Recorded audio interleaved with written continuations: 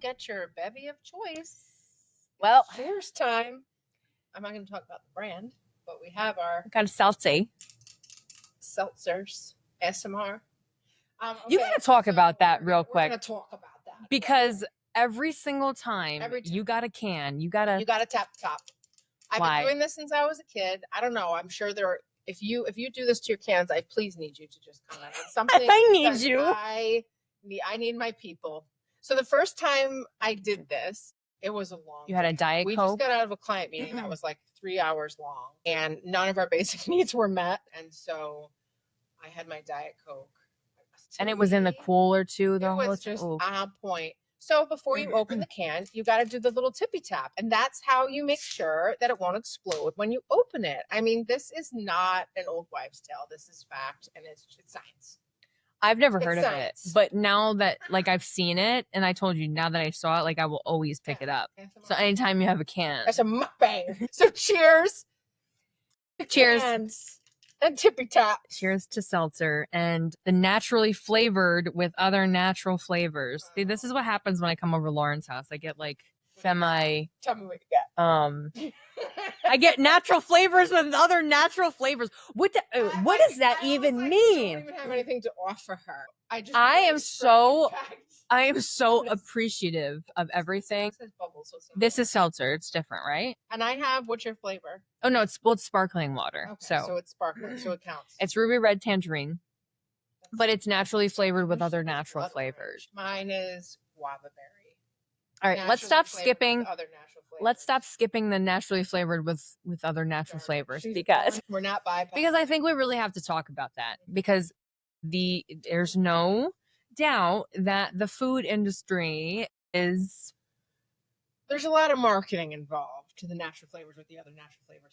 Disclaimer, because that shit's natural. So basically, what I'm saying here is that the natural flavors are not actually natural flavors. I believe that they are made in a lab that mock the natural flavors of things. So when you have something like, I don't know if you've ever had like a watermelon lip balm, that's chemically made in a lab that made up the watermelon scent. Because if you really smell watermelon, that shit don't smell like nothing. All right. So that's a whole other topic, but I just want to say. Naturally flavored, naturally natural. Just want to say. We're choosing with today, so thanks for being here for that. I'm very grateful that I have sparkling water to drink. However, I would still just like to make the point the natural flavors with other natural flavors. That's fair. So, yep, that's my rant. And tapping the can. I'm still going to drink it. Is a necessity. How many times? I think that was like 25. Like later on, though. Like you keep track. How many times Gina says natural flavors? So I'm just saying the fact that, and once you start listening to us, especially me with like a lot of the stuff that I've been going through and like learning, again, I'm not saying that like I don't do some Matrix stuff, but like. Oh, Matrix is another episode. Yeah. Well, I feel like my 30s, I cut everything out and now I'm in my 40s and I'm bringing some stuff back. So it's all about balance and awareness. And sometimes I just might have nothing to offer you when you come over. No, that's. I don't know. I look at labels like, is this Gina approved? I'm being so serious when I never judge anything that anybody does. I just feel like I'm in a space where like I've been going through my own journey and like when I read labels now and I understand what the natural flavors with other natural flavors means. That's probably 17. Just tapping your cans, folks. That you just, you look at things differently and understand things differently. So, we did our cheers. We did.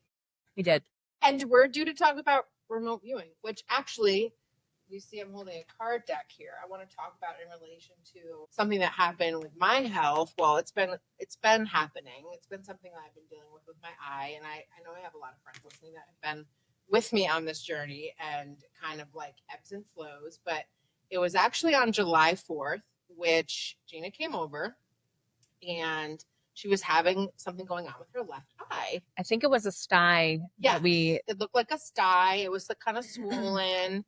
And so she rubbed some dandelions on it. Everything was good. They don't even know that side of me yet. I actually needed to use Western medicine on this one because I got an eye wash from CVS. That's why I think that there's yes, it's balance. There's balance for sure. By way of history, I am extremely nearsighted, which means I can't see far away. So I've been dealing with this for my whole When she life. drives. Yeah. Don't get on the road when you see that white Listen, Ford Explorer I out there. I can be corrected to 2020 except for the past week. So since When do you have to go college, to get your eye exam? tomorrow. No, for like the driving test again, like the drivers. When are they? Nah, that's out of scope. Scope creep. Scope creep. So I have retinal thinning, and over the past 2 years, I've dealt with retinal tears, so tears in the retina. And so it's been a journey, and I've had to get a lot of like emergency laser. I'm still able to correct my vision to 2020 with contacts, and there's plenty of people that have the same prescription as me and have no issues, right? So it's just kind of what they say is the luck of the draw. July 4th, so she comes over with an eye issue. Up until that point, I hadn't had an eye issue in my left eye in a long time. My right eye, I have to get injections in. So yes, that means they're putting a needle in my eye. So this is like graphic alert because we're graphic. And the first time I ever had that done, they like inject medication in there to help with something going on behind the eye. And it's been responding very well. And now I'm able to go every 3 months, and then hopefully it just fades off into the sunset. But my left eye is a different story. So July 4th, Gina comes over. She's got something going on with her eye. I have no idea. I'm totally fine at this point. We have a fun day in the backyard. We're in the pool. I woke up with it just like swollen. So, we're spending the day in the backyard, in the pool. Gina came over for a while. My sis was over. We had the kids in the backyard. And then we were like, okay, it's probably time to transition into making dinner. We come in the house, and I start seeing all kinds of black lines in my vision. The only other time it happened there were 2 other times this happened. Once my kids were with me and we were going to see a movie. Needless to say, we didn't go see a movie. I had to go get laser surgery. The first time it ever happened, I was in California by myself for my book launch party with my fellow co-authors. And this happened like 30 minutes before I was supposed to leave for my event. Oh my gosh. I didn't know about that one. Oh my gosh. So I'm out there, I'm already out of my element. I have no idea if I can fly, right? Because there's all these things with the pressure of the eye. All this stuff is swirling through my head. And I just start seeing rings. And I'm like, what do I do? Like, what do I even do? So I called my retinal doctor, who, by the way, I have the best team of retinal specialist PLLC out of Slingerlands. That is a shout out. Everybody there is amazing. All the doctors are phenomenal, and they're very kind and good people. So I have been very grateful to have the managed care that I need, and I know that I'm in good hands. So I called them, and they're like, you need to get to like a lens crafters out there and have them do an optical exam just to make sure your retina isn't detached. Retinal detachment is like worst case scenario. It kind of passed that test. Like, nope, you've got to follow up on this. There might be a tear. I can't see it in the imaging, but you're good to fly. Great. Went to the event after just like sobbing in my car because I'm terrified. My husband's not with me. Like, I don't have any anchor points. Yeah. And also there's a lot of nerves around, like, this was a big event for me and I really wanted to enjoy it. Like, that's where I realized that I put a lot of stock into wanting to have this experience and really looking forward to it. And something like this comes along and it's like, well, at least I can fly. Let me try to make the most of it. But my presence was definitely not there. So since then, I've been kind of living with not knowing when this could happen and still trying to have fun in my life. By the way, I can't jump out of planes anymore. So oh, darn, because we were going to do that next week. Not happening ever again. I am not much of an extreme sports gal. I am in the backyard swimming and didn't think that would cause anything. So anyway, all this swirling is going on, and then it kind of dissipates, meaning like whatever those black lines are kind of like started to settle, and my left vision completely fogged out. Like, by the way, I actually still can't see out of my left eye. That is so... In this moment, if I was to close this eye, I can't see my hand. So I'm in the middle of dealing with this. And, there's been a lot of people in my life and a lot of things that have come up that I've either had to like reschedule or postpone because health comes first, but it's also very disruptive. Yeah. And like even this week alone, I had to just clear things out because I didn't know if I was going to need surgery. And I've really just, honestly, I would say like my mindfulness training and the time that I've put in the past in like really being able to go into a meditative state, that's where I go when I'm in the chair at the doctor. I'm getting laser, or I'm getting an injection. I I just thank God or higher power for the professionals, and I trust them. And I just try to keep my body calm, because the adrenaline response can be extremely exhausting. And I was dealing with that up and down. Like, this would happen. I would have this flare up of adrenaline and fear. Like, one of my worst fears is that, like, what if I'm never able to see the face of my children again? This is where our minds go. Yep. It's like, let me just fast forward to the worst case scenario. And that's when I have to just, like, okay, take a breath. So what's been happening now in the past week is I still can't see. But they're able to do an ultrasound on the eye, which I didn't even know was a thing, but it makes sense because the eye is like cold water. They know it's not detached. So that's a huge win. Detachment surgery means you're like, they do a major surgery, they put a gas bubble on your eye, and you have to lay face down for a month, taking 15-minute breaks every hour. Oh my gosh. So we're going to release that Yes. even a remote possibility, because I'm really grateful that I'm not detached. I'm high risk for detachment. Absolutely. You guys are getting schooled on optics today. Oh, because yeah. none of this stuff was anything that I knew about. And this goes back to our conversation on one of our prior episodes about waking up with gratitude for your body. Because, you know, your vision is something that, like, we take for you granted. Granted. And, like, are the eyes considered an organ? I think so. Right? I think so too. They can't be transplanted. There's no, like, if your eyes don't work, your eyes don't work. There's some preventative stuff you can do. There's surgeries that can be done. So I try not to go to that place. And also, I'm still very grateful that I have 20/20 in this eye. Like, I can interact with everything. So basically, the blood is not clearing out. It's just sitting. And tomorrow I go in, and if it's still in the same state and they can't see in, they can't determine what needs to be fixed. So that's when I would have to go in for surgery. So I'm saying all of this not only to share that it's just like what's going on, like this is what happens. Yeah. Everything might look good from the outside, where little did you know, on Sochi's at Pine Bush Preserve, I can't see half the path, Right. but I knew I needed to get the heck out of the house, and I just needed to be in nature. So whatever, we're doing it. And I was sitting there and really trying to manage my own anxiety around this. And, you know, everything's connected to it. Like, because immediately we always go to worst case scenario. Worst And even case as we talked about on our first or second episode, it's like we automatically go to that place of, oh, what's like the worst thing that's happening right now? Yep. Or what's the worst thing that can happen? 100%. So I'm somebody that every once in a while I will feel the call to pull a card. Variety of decks. Sometimes we work with tarot. I have a medicine woman deck, which is what I have with me today, the medicine woman by Catherine Mallard. And I was sitting there, I'm like, you know what? I'm going to pull a card for my eye, for my health right now. Like, what's going on with my eyes? What you ask the question, and then you just, whatever you feel called to pull. So I'm going to actually put this close to the camera, because if that doesn't look like a retina, fucking eyeball. You want me to put it? Yeah. Like, I need an assist on that. Look at that, folks. So the card is Spirit of Fire. And so I pulled this and I'm like, geez, like, this is like the thought upside the head that we talk about. Like, could this even remotely look more like an eye? I mean, I don't think so. You sent it to me. I was like, yeah, that's like, an eyeball. What? Like, you can't deny it. And underneath it, it says, shine your passion unreservedly.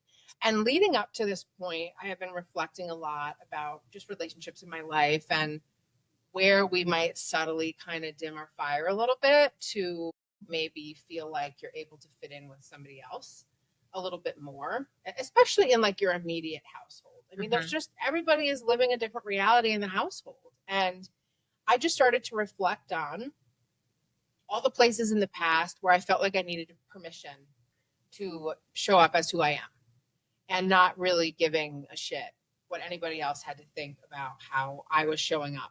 And so as I've chosen to leave certain environments that no longer served me, I had to recalibrate a lot and kind of refocus on discovering the parts of myself that I've turned down. So all of this stuff starts coming up around like the wisdom, right, of what our bodies are showing us and teaching us.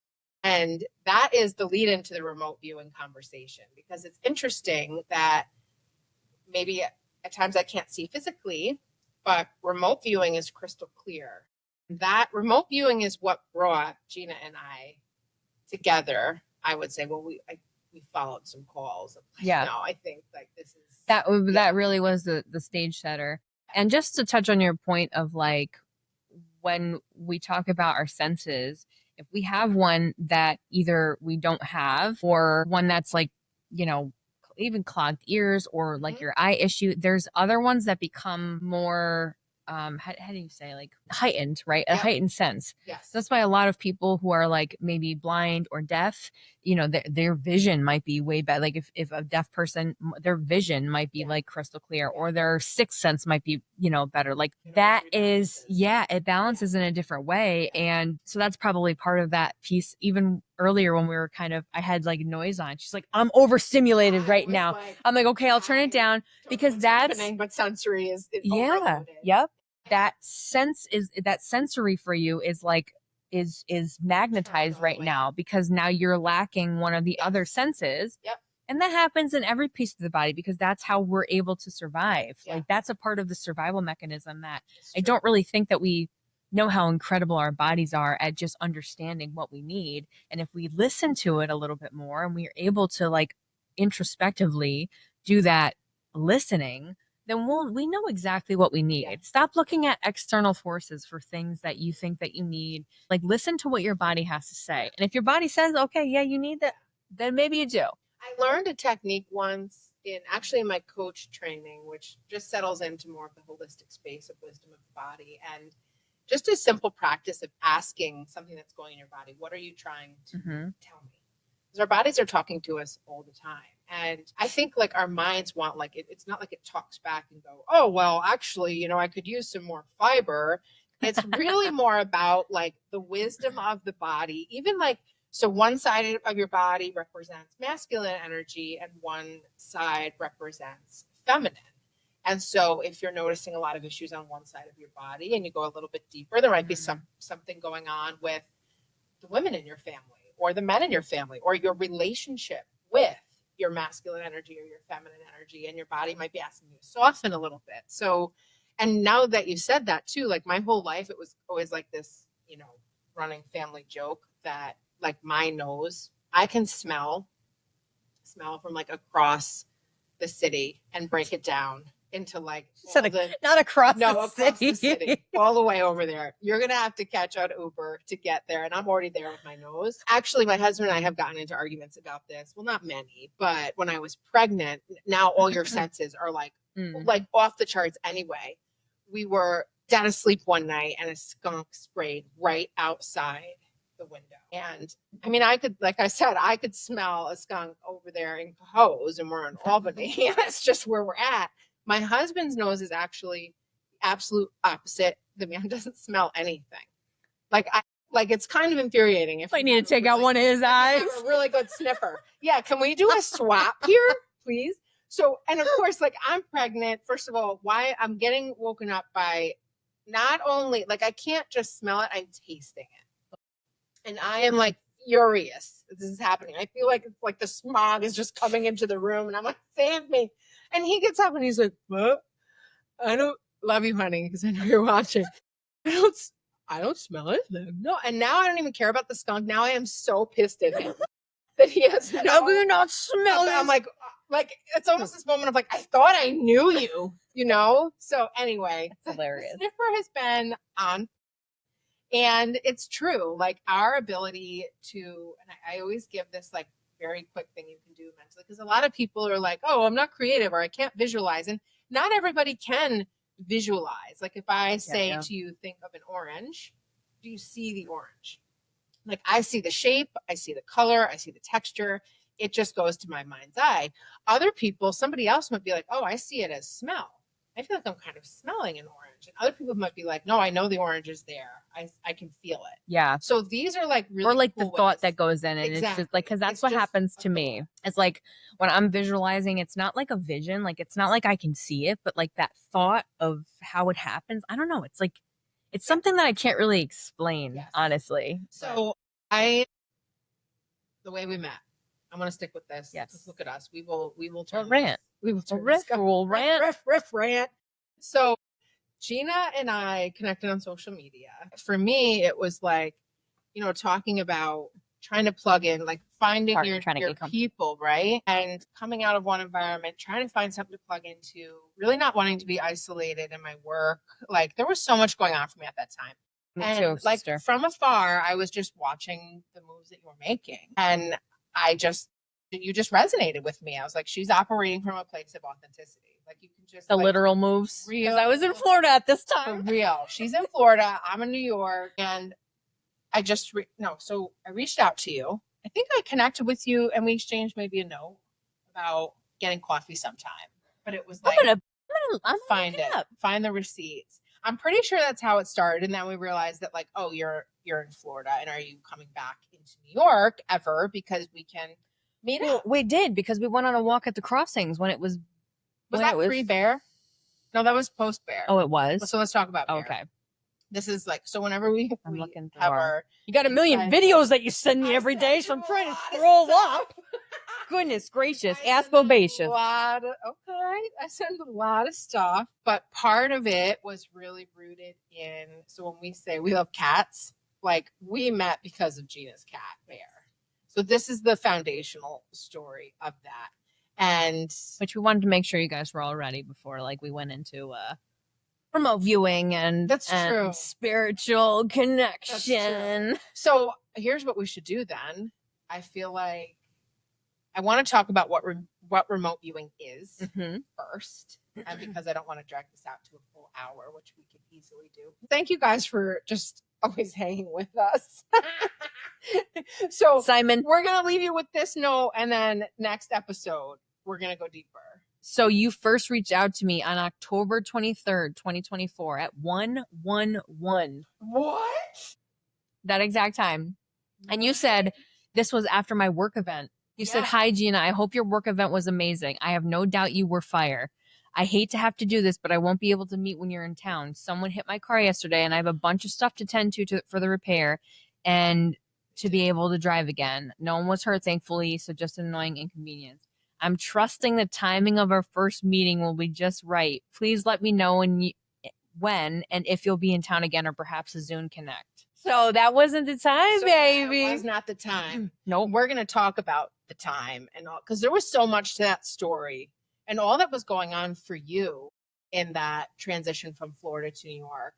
But since we promised to talk about remote viewing, I want to talk about like how this shows up. And so particularly, I find that this is what happens, continuation of the awakening conversation around your sensory experience changes.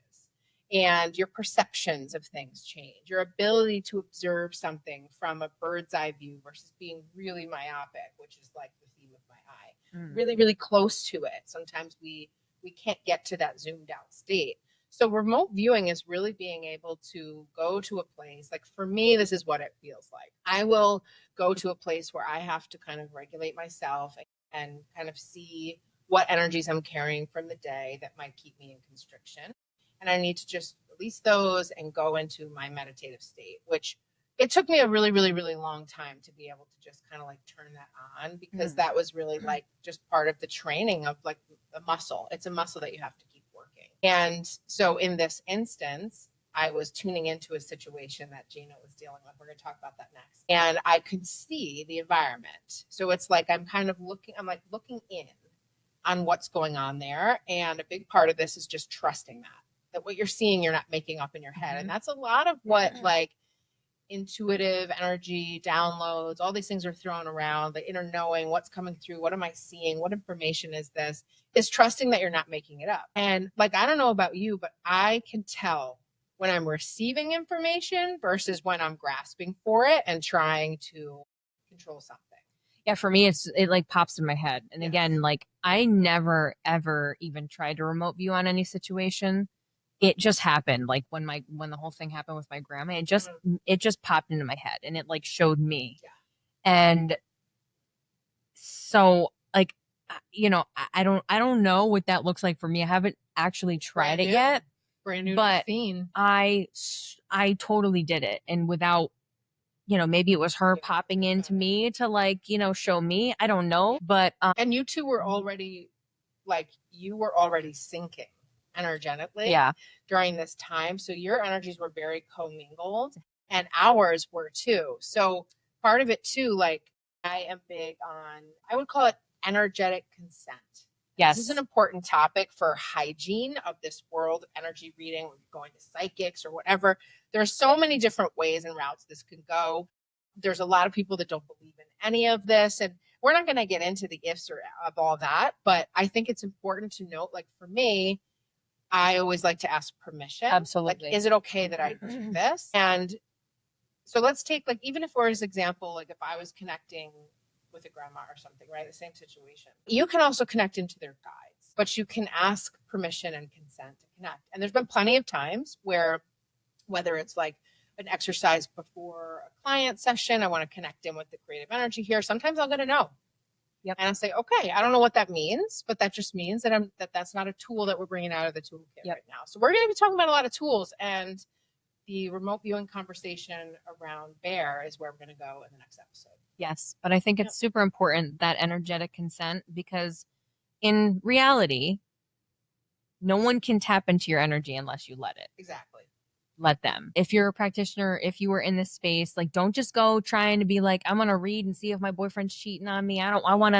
You don't do that. You have to ask permission into the energy, because that's when a whole other can of worms can open for you. It sure can. And I was allergic after a while, like when I first got into this, if somebody wanted to offer me information about what they were getting from me, I was like, oh my God, yeah, tell me everything. Over time, and the more I started like tuning into myself, I would actually feel allergic to that. Yep. Like I had somebody in my life at one point that, instead of just like listening to me because I needed to share things, was constantly like, here's what I'm getting on that. Like it was like always this interjection of what they felt was going on in my life. And it turned me off so bad. Sometimes it wasn't even a question or asking permission. Like, say, I'm getting something on this. Is it okay if I share it? And even in that moment, you're kind of put on the spot. So your reaction, especially for me, kind of trying to break up people pleasing and wanting to be, oh yeah, sure. But meanwhile, my body's like, oh, wait a second, that came at me very fast. I don't know if I want you to share that with me right now. So give yourself a minute there too.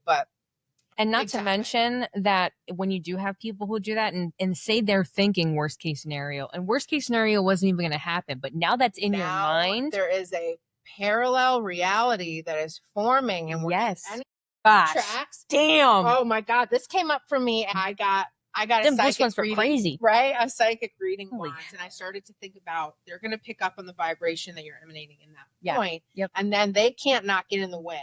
Right. So what that means is they had an experience where they saw it go in this one direction. That's going to influence the reading. There's no way that it doesn't, because we're humans. We all have these abilities, but there's also an egregious misuse of this power.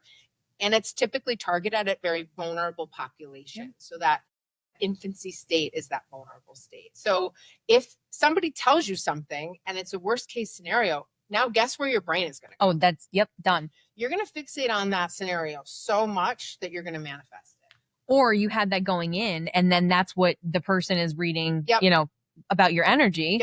So it might not have even like had that going in, but because you're either thinking about worst case scenario or somebody now told you worst case scenario, it's not like you can undo that. The other options are no longer on the table.